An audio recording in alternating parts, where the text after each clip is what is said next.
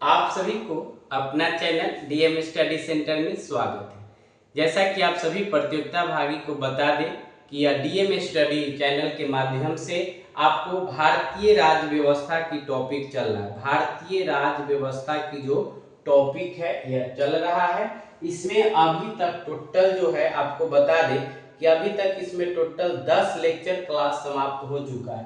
Total 10 lecture class जो है समाप्त कर चुके हैं और यह आज की क्लास जो होगा वो होगा आपका लेक्चर नंबर 11, यानी लेक्चर नंबर 11 की क्लास आज की क्लास में होगा। तो सभी लोग जो है चैनल को सब्सक्राइब लाइक शेयर कर देंगे और बता दें कि आज की क्लास में हम लोग बातचीत करेंगे शिमला सम्मेलन के बारे में, कैबिनेट मिशन 1946 के बारे में और अंतरिम सरकार का गठन और माउंट बेटन योजना 3 जून 1947 ये टॉपिक पे आज की क्लास में बातचीत होगा।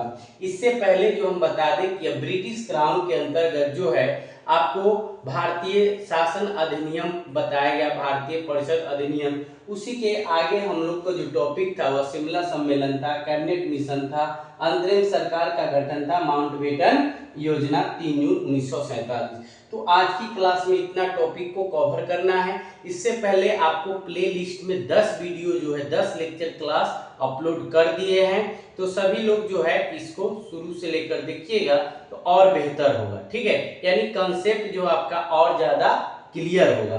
तो इस तरह से हम लोग को तैयारी करना है, एक एक पॉइंट को समझना है और नोट भी कर दे। जब भी क्लास बैठते हैं या डीएम स्टडी चैनल को देखने के लिए तो आपके पास पेन और कॉपी होना चाहिए। पेन और कॉपी होने से यह फायदा होगा कि आप नोट कर लीजिएगा तो आपको आने वाले समय में एग्जाम टाइम में आपको रिवीजन करने में आसान होगा। बार बार वीडियो देखने की आपको आवश्यकता नहीं होगा, आप जब आवश्यकता उस टाइम होगा जब आपको डाउट होगा। तो चलिए सभी समय को देखते हुए अब क्लास की ओर आगे बढ़ते हैं हम लोग। आज की क्लास में पहला जो टॉपिक हम बताएंगे वो बताएंगे शिमला सम्मेलन के बारे में। क्या पढ़ेंगे हम लोग? तो शिमला सम्मेलन के बारे में पढ़ेंगे। सभी लोग चैनल को लाइक सब्सक्राइब शेयर करेंगे और आगे की ओर हम लोग जो है बढ़ते हैं। ठीक है, शिमला सम्मेलन की ओर आज की क्लास ही होगा हम लोग का शिमला सम्मेलन। ठीक है, एक एक पॉइंट को हम लोग को नोट करना है, समझना है। ध्यान दीजिए, बोर्ड पे आप लोग को दिख रहा होगा। जब हम आज इस क्लियर आ जाएगा।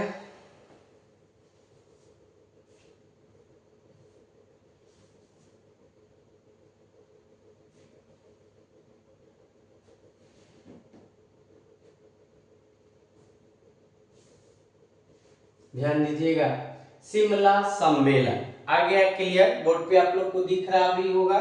शिमला सम्मेलन आज की क्लास होगा।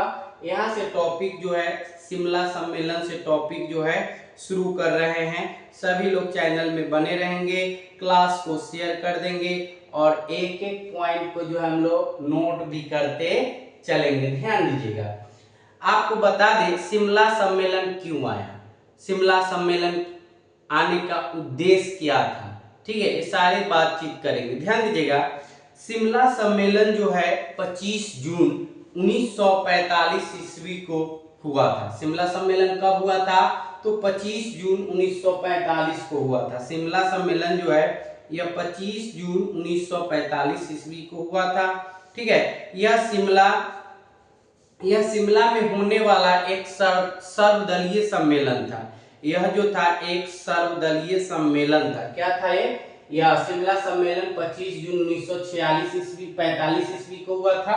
ठीक है, और यह एक सर्वदलीय सम्मेलन था जो शिमला में हुआ था। ठीक है, जिसमें कुल 22 प्रतिनिधि जो है कुल 22 प्रतिनिधियों ने हिस्सा लिया, यानी कुल 22 प्रतिनिधि जो है इस शिमला सम्मेलन में भाग लिया था। ठीक, और यह शिमला सम्मेलन का जो नेतृत्व कर रहे थे वह अबुल कलाम आजाद के द्वारा जो है शिमला सम्मेलन का नेतृत्व किया गया। ठीक है, तो इस तरह से हमको समझना। अगर आपसे कोई क्वेश्चन यहाँ पर पूछ देगा तो आप आसानी से बता दीजिए, है ना।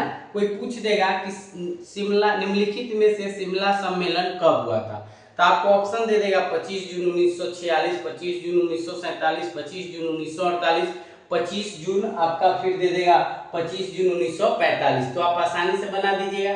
इसका नेतृत्व कौन कर रहे थे? जब आपसे नेतृत्व की बात करेंगे तो अबुल कलाम आजाद कर रहे थे। शिमला सम्मेलन में कितने प्रतिनिधियों ने भाग लिया था?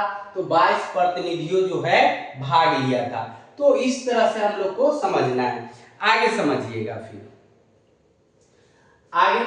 फिर हम लोग समझेंगे इस सम्मेलन में, ध्यान दीजिएगा, आगे समझिएगा कि इस सम्मेलन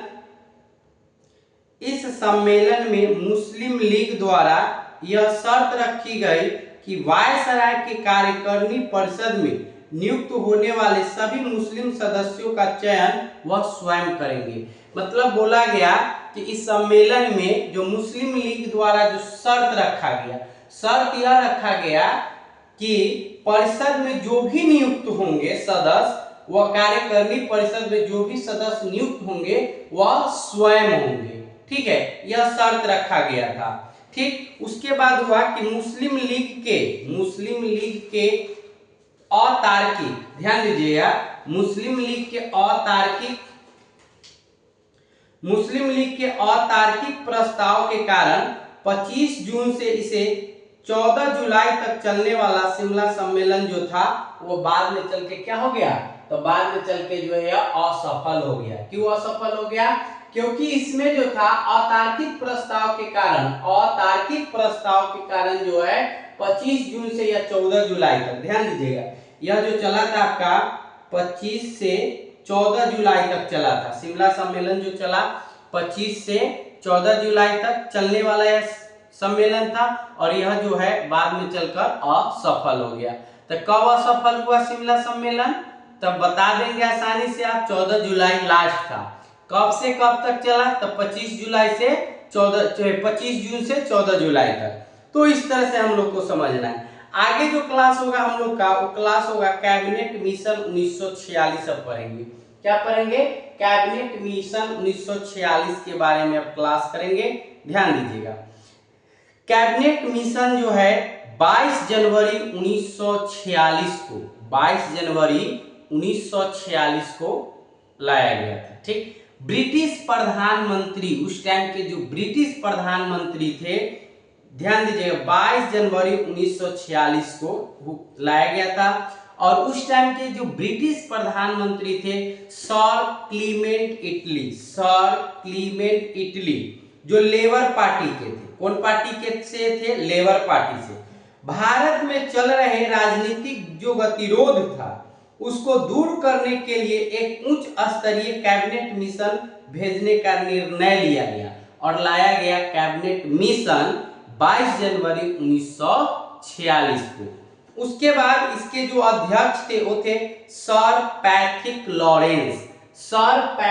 लॉरेंस जो थे, इनके सर पैट्रिक लॉरेंस जो थे वह अध्यक्ष थे। और उसके बाद सर स्टैटफोर्ड क्रिप्स, ये इनके सदस्य थे। और एबी अलेक्जेंडर जो थे यह भी सदस्य थे, एबी अलेक्जेंडर और सर स्टैटफोर्ड क्रिप्स। ठीक है, तो इस तरह से हम लोग को समझना है। तो ध्यान दीजिए एक बार और कि कैबिनेट मिशन कब आया? तो 22 जनवरी 1946 को आया। और ब्रिटिश प्रधानमंत्री सर क्लेमेंट इटली, जो लेबर पार्टी के थे, भारत में चल रहे राजनीतिक गतिरोध को दूर करने के लिए एक उच्च स्तरीय कैबिनेट मिशन भेजने का यह निर्णय लिए थे। और इनके जो अध्यक्ष थे वह सर पैट्रिक लॉरेंस थे और इनके सदस्य थे सर स्टैटफोर्ड क्रिप्स और एबी अलेक्जेंडर। ठीक है, तो इस तरह से हम लोग को पॉइंट बाय पॉइंट नोट, अगर क्वेश्चन पूछ देगा कि निम्नलिखित में से कैबिनेट मिशन कब आया, तो हम लोग आसानी से बता देंगे 22 जनवरी 1946 को आया। ठीक है, आगे ध्यान दीजिए। अब आगे ध्यान दीजिए, इस मिशन द्वारा क्या हुआ कि इस मिशन के द्वारा 16 मई 1946 को एक योजना प्रस्तुत की गई। 16 मई 1946 को एक योजना प्रस्तुत किया गया। ठीक है, इसका उद्देश्य क्या था? इस योजना का उद्देश्य क्या था? तो इस योजना में जो थे ब्रिटिश भारत और देशी रियासत, यह दोनों मिल के जो है आपको भारतीय संघ का गठन किया। तो भारतीय संघ का जो गठन किए थे वह किए थे ब्रिटिश भारत और देशी रियासत मिलकर जो है भारतीय संघ का गठन किया। उसके बाद इस संघ में जो थे कार्यपालिका और विधायपालिका, इस संघ में कौन कौन थे? कार्यपालिका और विधायपालिका थे, विधान पालिका थे, ठीक है, कार्यपालिका और विधान पालिका थे।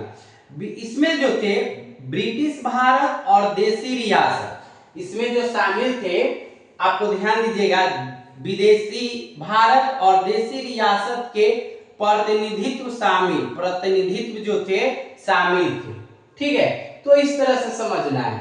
और भारतीय संविधान के निर्माण के लिए जो थे, भारतीय संविधान के निर्माण के लिए अप्रत्यक्ष चुनाव प्रणाली के आधार पर एक संविधान सभा का जो है गठन किया गया। अप्रत्यक्ष भारतीय संविधान के निर्माण के लिए अप्रत्यक्ष चुनाव प्रणाली के आधार पर एक संविधान सभा का गठन किया गया।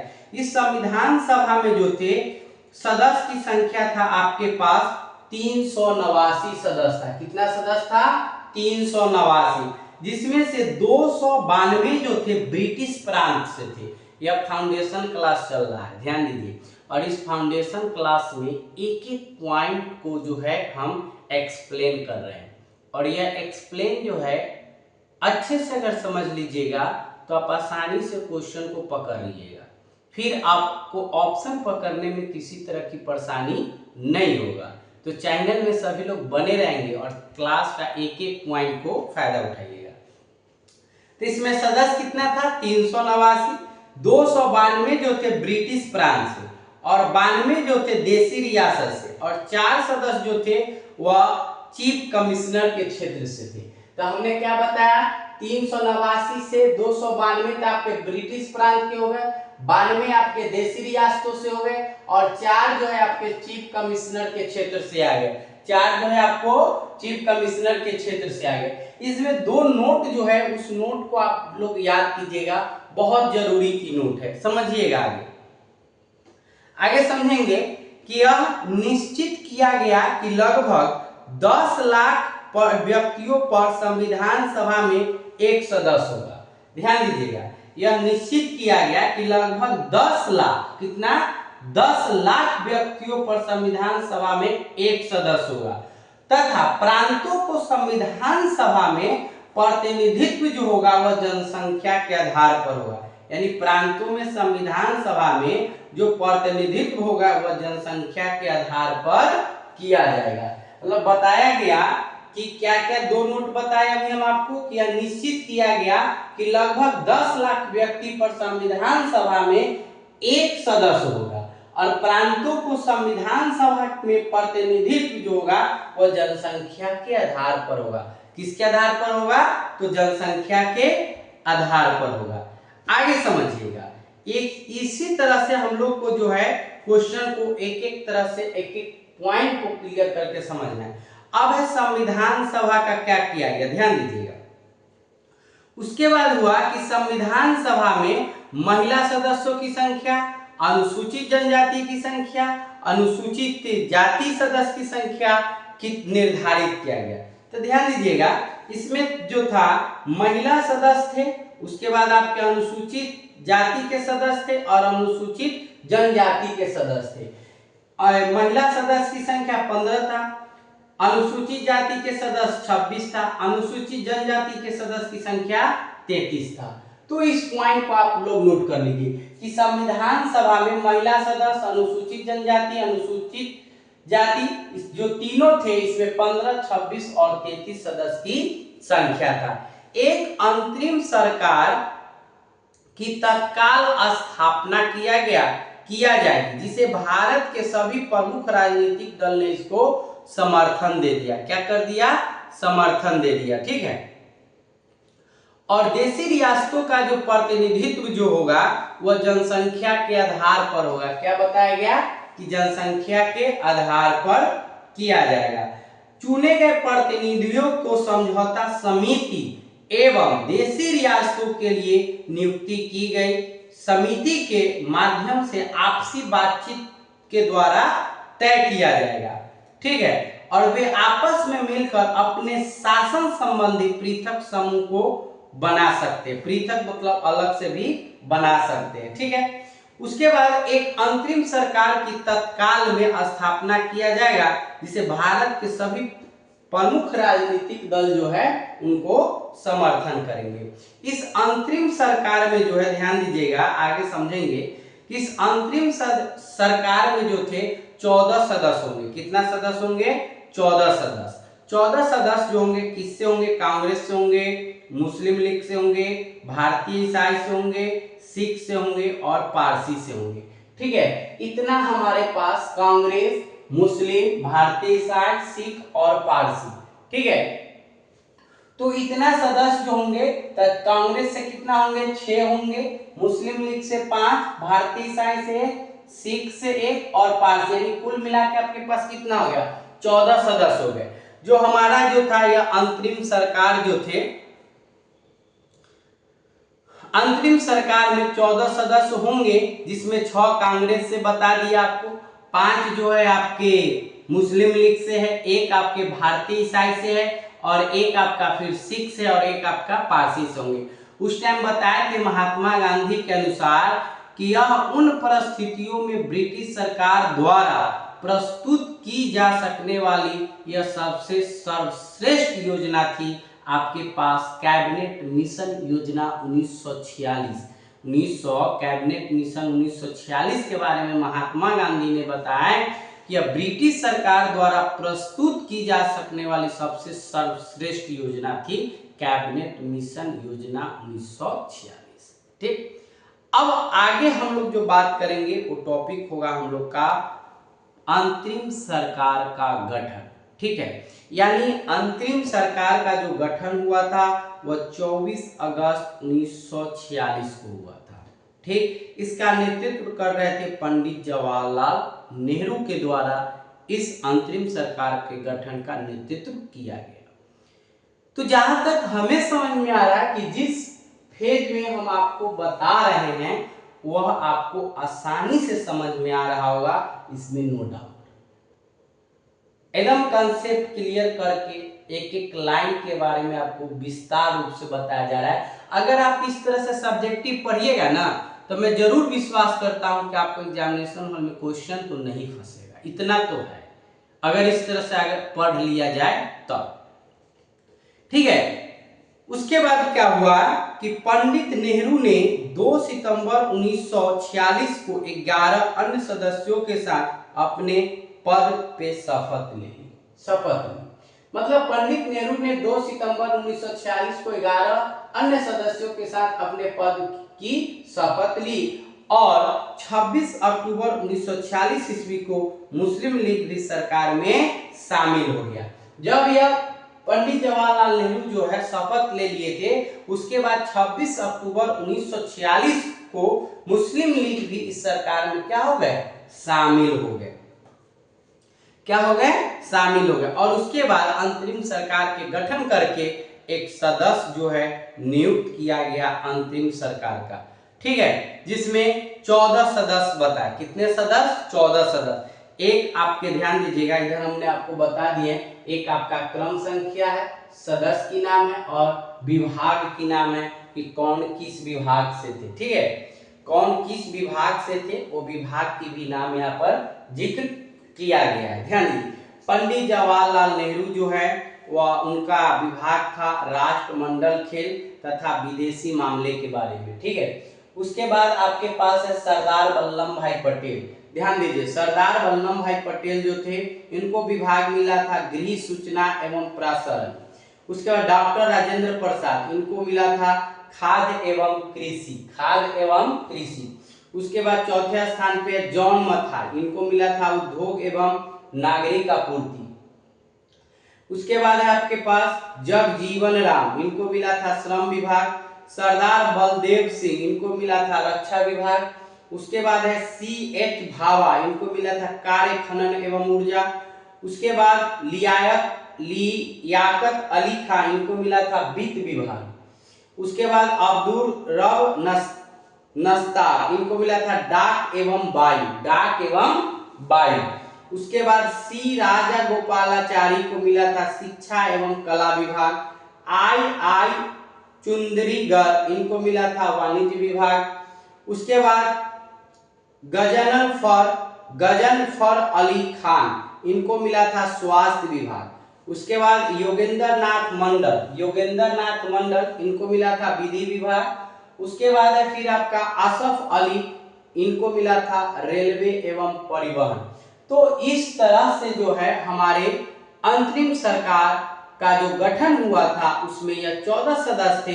14 सदस्य के विभाग के बारे में हम आपको जिक्र करा दिए। ये 14 सदस्य के जो विभाग थे उसके बारे में आप लोग को बताया गया। उसके बाद ध्यान दीजिएगा कि अंतरिम सरकार के सदस्य वायसराय के कार्यकारिणी के परिषद के सदस्य थे। वायसराय के कार्यकारिणी के परिषद के सदस्य थे और इस परिषद के अध्यक्ष लॉर्ड माउंटबेटन और उपाध्यक्ष पंडित जवाहरलाल नेहरू ने किया था। अध्यक्ष कौन थे? लॉर्ड माउंटबेटन, और वायसराय जो है इनका उपाध्यक्ष थे पंडित जवाहरलाल नेहरू। अंतिम सरकार के संबंध में डॉक्टर अंबेडकर ने कहा था कि यह एक देश का सरकार जिसे 2 राष्ट्रों ने चला रहा है। कितने राष्ट्रों ने चला रहा है? 2 राष्ट्र। और मुस्लिम लीग ने अनुसूचित जाति के हिंदू राजनेता योगेंद्र नाथ मंडल को विधि मंत्रालय के लिए नामित किए थे, है ना। योगेंद्र नाथ मंडल को विधि के लिए नामित किए थे, ठीक है। और 9 दिसंबर 1946 ईस्वी को दिल्ली में संविधान सभा की पहली बैठक होता है। ध्यान दीजिएगा, इस बात को आप नोट कीजिएगा कि 9 दिसंबर 1946 ईस्वी को दिल्ली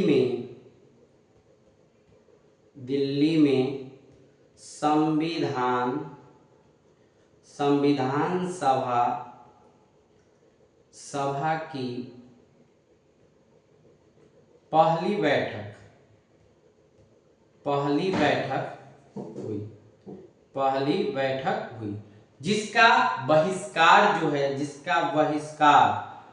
बहिष्कार मुस्लिम लीग ने बहिष्कार कर दिया। इसको जो है मुस्लिम लीग ने क्या कर दिया? बहिष्कार कर दिया।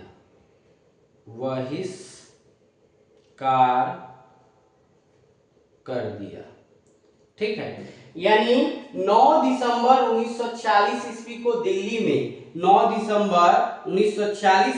दिल्ली में संविधान सभा की पहली बैठक हुआ और उसमें मुस्लिम लीग ने इसको क्या कर दिया? बहिष्कार कर दिया।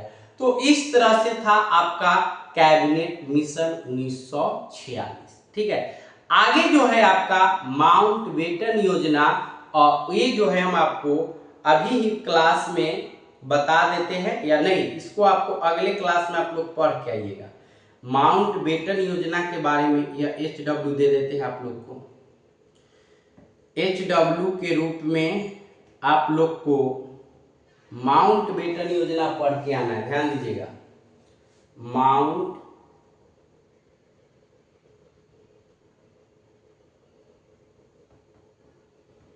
माउंटबेटन योजना के बारे में पढ़कर आए। ये आपका HW है, ठीक है।